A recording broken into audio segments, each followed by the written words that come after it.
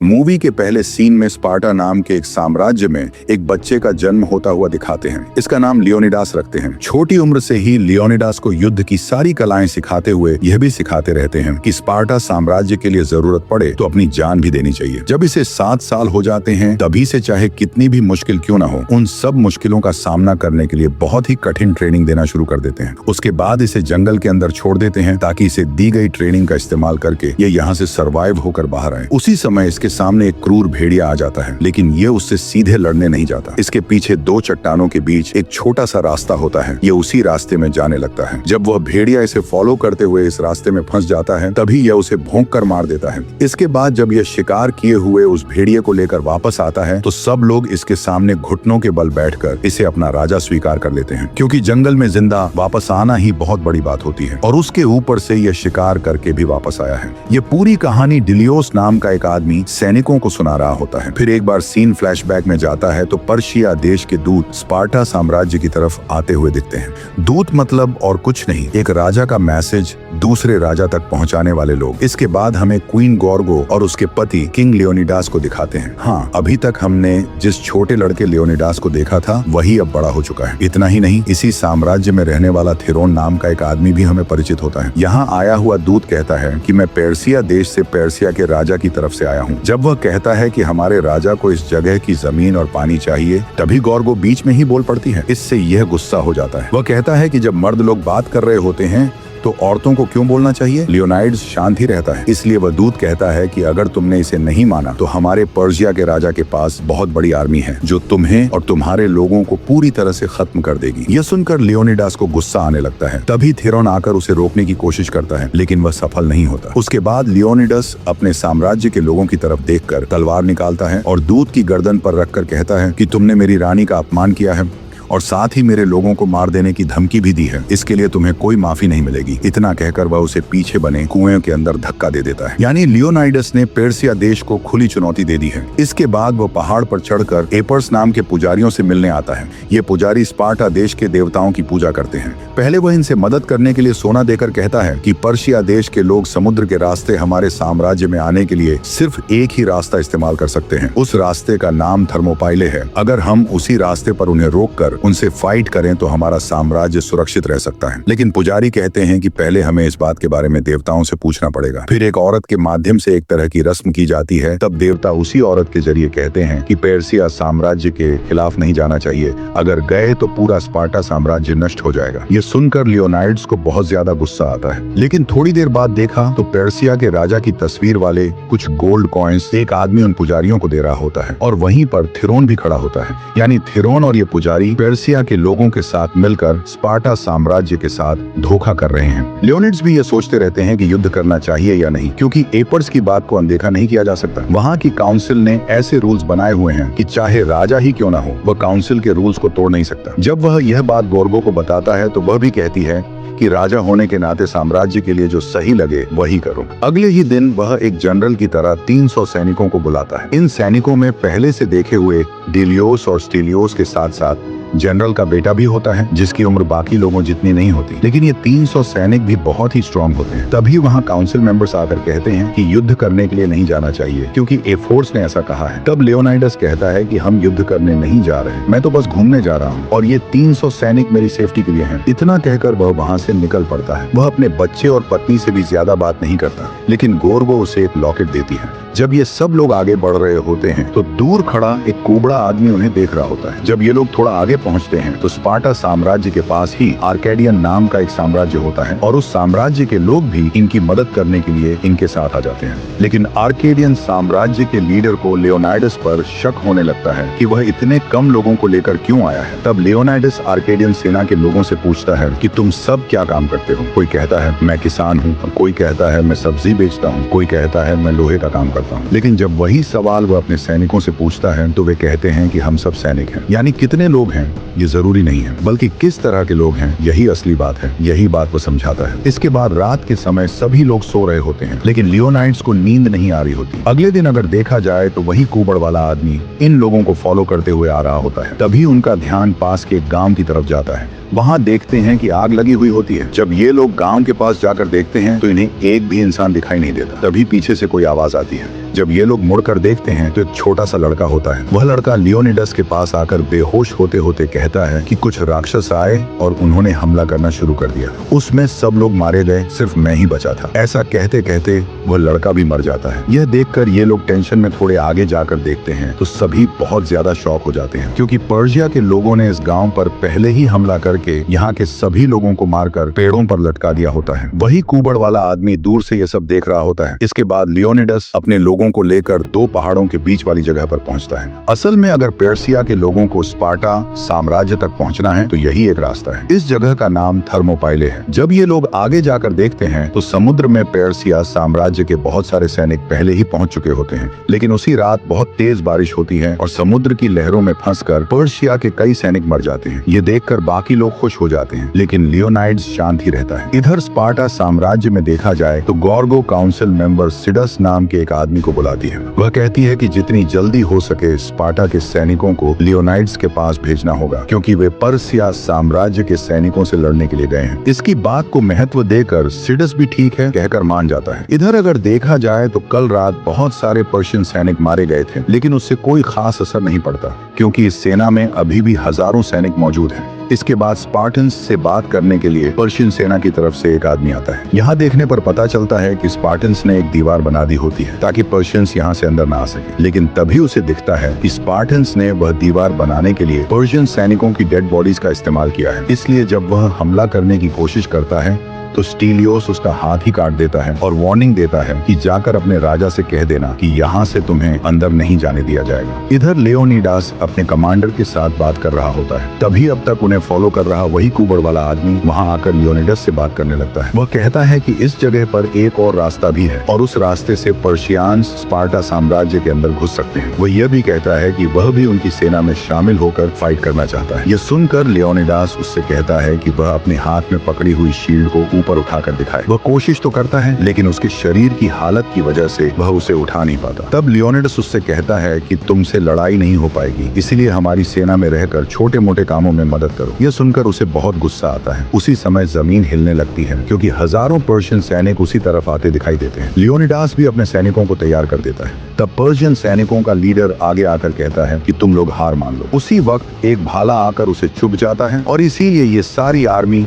Spartans की तरफ बढ़ रही होती है। दूसरी तरफ स्पार्टन्स भी डटकर खड़े होते हैं। जैसे ही वे सब पास आते हैं, इनका सबसे पहला काम उनका रास्ता रोक लेना। वे अंदर आने की बहुत कोशिश करते हैं, लेकिन तभी ये सब उन्हें धक्का देकर भालों से चुभना शुरू कर देते हैं। इसी तरह धकेलना और भालों से वार करना करते करते वे बहुत से लोगों को मार गिराते हैं। यहाँ कहना पड़ेगा कि स्पार्टन्स के मन में रत्ती भर भी डर नहीं है। एक स्पार्टन 100 सैनिकों के बराबर। ऐसे ही फाइट करते करते वे बचे हुए उन सबको नीचे धकेल कर मार देते हैं। तभी देखो तो हजारों तीर उनकी तरफ आ रहे होते हैं। शील्ड्स की मदद से वे खुद को बचा लेते हैं, लेकिन उनके चेहरे पर हंसी होती है, क्योंकि पर्शियन सैनिक डरकर दूर से अटैक कर रहे हैं। इसके बाद भी और सैनिक आते हैं, लेकिन स्पार्टन्स उनके साथ भी फाइट करके उस जगह पर खून की नदियां बहा देते हैं। इधर गॉर्गो जब दोबारा सिडस से मिलती है तो वो कहता है, मैंने काउंसिल के सभी मेंबर्स को मना लिया है, लेकिन थिरोन ही आर्मी को लियोनाइड्स के पास भेजने के लिए राजी नहीं हो रहा। उसे मनाने की जिम्मेदारी तुम्हारी है। कुछ देर बाद अचानक वो थिरोन से मिलती है, लेकिन अभी बात करने नहीं जाती। दूसरी तरफ लियोनाइडस जब बचे हुए पर्शियन सैनिकों को मार रहा होता है, तब स्टीलियोस आकर कहता है, देखो हमारी तरफ कौन आ रहा है। लियोनिडास जाकर देखता है तो वो कोई और नहीं, पर्शियन राजा ज़र्क्सीस। वो आम इंसानों से बहुत विशाल होता है। असल में वो लियोनाइड्स और उसकी टीम से बहुत इम्प्रेस हो चुका होता है कि सिर्फ 300 सैनिकों ने मिलकर उसके हजारों सैनिकों को मार गिराया। इसीलिए वह एक समझौता करने के लिए आता है कि तुम मेरे खिलाफ मत जाओ और अपनी आर्मी के साथ मुझसे जुड़ जाओ, क्योंकि जब मैं स्पार्टा साम्राज्य को अपने कब्जे में ले लूंगा तब अपनी सबसे बड़ी आर्मी का सेनापति तुम्हें बना दूंगा, लेकिन उसके बदले तुम्हें और तुम्हारे सैनिकों को हार मानकर मेरे सामने घुटने टेकने होंगे। जिसे सुनकर लियोनाइड्स कहता है कि समझौता तो बहुत अच्छा है,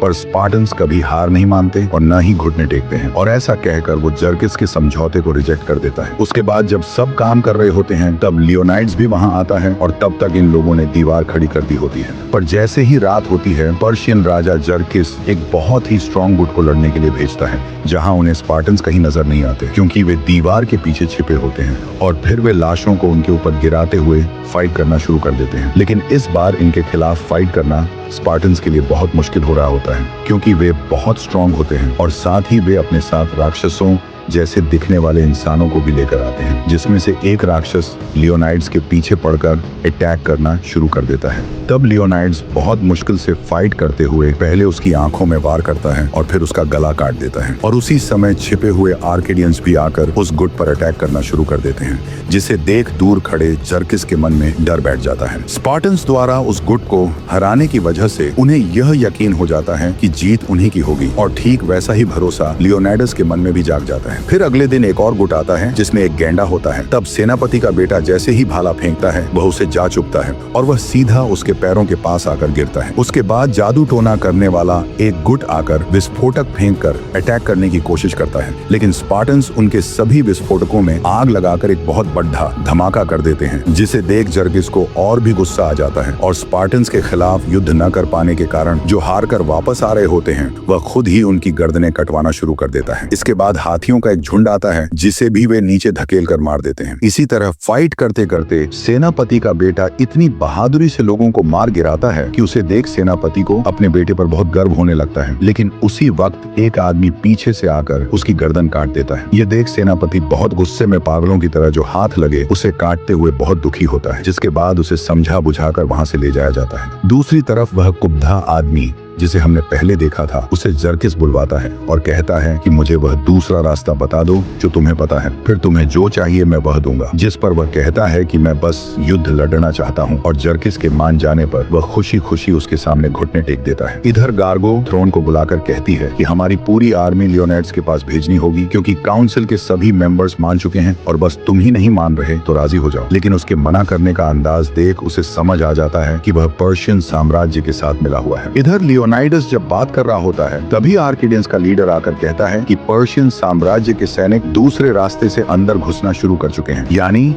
उस कुबड़े आदमी ने उसे पता दूसरा रास्ता जर्किस को बता दिया है और इसीलिए हमें यहाँ से बचकर निकलना चाहिए। लेकिन लियोनाइड्स इस बात को नहीं मानता तो वह लीडर कहता है कि फिर मैं अपने लोगों को लेकर यहाँ से जा रहा हूँ। लियोनाइडस भी उसे जाने की इजाजत दे देता है और अपने सैनिकों से कहता है कि कल हम किसी भी हाल में बचेंगे नहीं क्योंकि पर्शियन सैनिकों ने हमें चारों तरफ से घेर लिया होगा। फिर भी हमें हार माने बिना आखिरी सांस तक युद्ध करना है और अपने स्पार्टा साम्राज्य के लिए अपनी जान देनी है। वह सबको इस तरह मोटिवेट करता है। उसी समय सेनापति भी तैयार होकर आता है। सच तो ये है कि वह अपने बेटे से बहुत प्यार करता था और उसने कभी अपना प्यार दिखाया नहीं था और इससे पहले कि वह प्यार जता पाता पर्शियंस ने उसे मार दिया, इसीलिए वह उनसे अपना बदला लेने के लिए पूरी तरह खड़ा होता है। लेकिन लियोनाइड्स सिर्फ डीलियस को साइड में बुलाकर कहता है कि तुम कहानियां बहुत अच्छी सुनाते हो, इसलिए वापस स्पार्टा साम्राज्य जाओ और सबको बताओ कि हमने यहाँ बिना हार माने किस तरह युद्ध किया। हमारे साम्राज्य के लोगों को और भी मोटिवेट करो ताकि वे कभी हार न माने। हमारे इन 300 सैनिकों की कहानी मिट्टी में नहीं मिलनी चाहिए। डीलियस उन्हें छोड़कर जाना नहीं चाहता, लेकिन यह राजा का ऑर्डर है जिसे उसे फॉलो करना ही पड़ता है। जाने से पहले लियोनाइड्स वह लॉकेट वापस भेज देता है जो गोर्गो ने उसे यहाँ आने से पहले दिया था। इसके बाद वापस जा रहे आर्केडियंस के साथ डीलियस भी भारी मन से स्पार्टा की ओर निकल पड़ता है। इधर गोर्गो के पास अब कोई रास्ता नहीं बचता तो वह सीधे काउंसिल मेंबर्स के सामने जाकर कहती है कि मेरा पति 300 सैनिकों को लेकर हमारे साम्राज्य को बचाने के लिए वहां युद्ध कर रहा है। जितनी जल्दी हो सके हमारी पूरी आर्मी को उसके पास भेज देना चाहिए, वरना हमारे बच्चों को पर्शियंस की गुलामी में जीना पड़ेगा। लेकिन तभी वहां मौजूद थ्रोन सबका मन भटकाने वाली बातें शुरू कर देता है और कहता है कि इसकी बातों पर कभी यकीन मत करना। क्या तुम्हें याद नहीं कि इन फोर्सेस ने पर्शिया के खिलाफ युद्ध करने से मना किया था? वह गोर्गो के बारे में बहुत बुरा भला कहने लगता है और कहता है कि वह रानी बनने के लायक ही नहीं है। इससे गोर्गो को बहुत गुस्सा आता है और वह चाकू उठाकर उसके पेट में घोंप देती है। तब थ्रोन के कपड़ों से पर्शियन साम्राज्य के राजा जर्किस के चेहरे वाला गोल्ड कॉइन नीचे गिरता है, जिसे देख सबको समझ आ जाता है कि यह इतने दिनों से पर्शियन साम्राज्य के साथ मिलकर हमें धोखा दे रहा था। इसीलिए वे सब अपनी आर्मी को लियोनाइडस के पास भेजने के लिए तैयार हो जाते हैं। लेकिन तब तक वह कुबड़ा आदमी पर्शियन साम्राज्य के सैनिकों को स्पार्टा की ओर जाने वाला दूसरा रास्ता दिखा चुका होता है। पर्शियंस को लगता है कि लियोनाइडस और उसके सैनिकों को ऐसे ही छोड़ देना खतरे से खाली नहीं है, इसलिए वे उन्हें चारों तरफ से घेर लेते हैं। ऐसी स्थिति में लियोनाइडस और उसकी टीम के लिए जीतना बहुत मुश्किल होता है। फिर भी जर्किस उन्हें एक आखिरी मौका देने के लिए तैयार होता है। वह कुबड़ा आदमी भी सबको समझा रहा होता है कि सब कुछ मान लो। तभी पर्शियन साम्राज्य का लीडर कहता है कि अगर तुम तुम चाहते हो कि हम तुम्हें जिंदा छोड़ दें तो तुम्हें हार माननी होगी और हमारे राजा के सामने घुटने टेकने होंगे। उस वक्त लियोनाइड्स को याद आता है कि कैसे उसने बचपन में उस भेड़िए का हिम्मत से शिकार किया था, लेकिन तभी उसे दिखता है कि उसकी टीम पर हर तरफ से तीरों का निशाना लगा हुआ है। यह देख वह अपना हेलमेट उतार देता है और अपनी शील्ड भी छोड़ देता है और उस कुबड़े आदमी से कहता है कि तुम्हारा भला हो, जिसे सुनकर उस आदमी को भी बहुत बुरा लगता है। आखिर में लियोनाइडस घुटने टेक कर नीचे बैठ जाता है, जिसे देख जर्गिस बहुत खुश होता है, पर लियोनाइडस को अपनी पत्नी की याद आ रही होती है और जैसे ही वह स्टीलियस को पुकारता है, स्टीलियस उसकी पीठ पर चढ़कर उस लीडर को मार गिराता है। इसके बाद तीरों की बारिश शुरू हो जाती है, लेकिन लियोनाइड्स उसकी परवाह किए बिना भाला उठाकर सीधा फेंकता है और वह जाकर जर्गिस का चेहरा चीर देता है। फिर इसी तरह फाइट करते करते सेनापति मारा जाता है, पर लियोनाइड्स की आंखों में जरा भी डर नहीं होता और उसकी हिम्मत 1 इंच भी कम नहीं होती, हालांकि वह बहुत वीक हो चुका होता है। उसी समय स्टीलियस कहता है कि आपके साथ मरना मेरे लिए गर्व की बात है। तब लियोनाइड्स आखिरी बार इस दुनिया को देखता है और हजारों तीर आकर उसे लग जाते हैं। इधर स्पार्टा साम्राज्य पहुंचकर डीलियस व लॉकेट गोर्गो को देता है, जिससे उसे समझ आ जाता है कि लियोनाइड्स अब जिंदा नहीं है और वह दुखी होकर वह लॉकेट अपने बेटे को पहनाकर उसे गले लगा लेती है। आखिर में डीलियस अपने वादे के मुताबिक लियोनाइडस और उसके 300 सैनिकों की कहानी सबको सुनाता है। इधर हमें दिखाया जाता है कि लियोनाइडस और उसके सभी सैनिकों ने अपनी जान दे दी है और जब सीन दोबारा डीलियस की तरफ शिफ्ट होता है तो वह लियोनाइडस और उसके सैनिकों की बहादुरी की कहानी सिर्फ स्पार्टा को ही नहीं बल्कि पूरे ग्रीक देश को सुना रहा होता है। यानी स्पार्टा ग्रीक देश का ही एक राज्य है। उसके बाद हमें पर्शियन देश के सैनिकों के खिलाफ युद्ध करने के लिए तैयार खड़े 40,000 ग्रीक सैनिकों को दिखाया जाता है। यहीं पर यह मूवी एंड हो जाती है। और हाँ, वीडियो अच्छा लगा हो तो लाइक, शेयर और सब्सक्राइब करना बिल्कुल मत भूलना। फिर मिलेंगे एक और धमाकेदार मूवी के साथ। तब तक कहानियों के इस मजेदार सफर में मेरे साथ जुड़े रहिए। आपका दोस्त मिस्टर एस के एक्सप्लेनर।